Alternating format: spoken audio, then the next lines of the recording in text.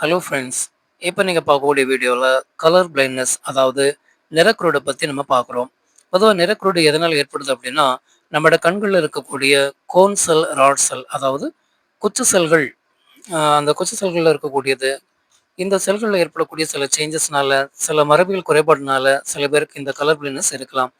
இந்த கலர் பிளைண்ட்ஸ்னால அவங்களால என்ன பண்ண முடியும்னா, கலர்கள தெளிவா பிரிச்சறிய முடியாது.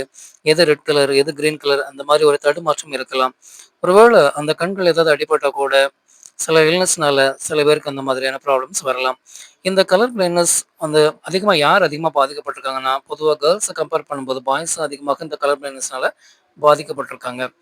ஸோ இந்த கலர் பிளைண்ட்னஸ சரி பண்றது கொஞ்சம் ஹெரிடிட்டி டிசீஸ் மரபியல் வியாதி ரொம்ப இதா இருக்கிறதுனால, இத சரிப்படுத்துறது கொஞ்சம் ரிஸ்க் தான். இந்த கலர் பிளைண்ட்னஸ்ல நீங்க பார்க்கக்கூடிய இந்த சர்க்கிள்ல பாருங்க, நெறைய கலர்ஸ் இருக்குது. அதுல எல்லோ, ரெட் பிளஸ் கிரீன்.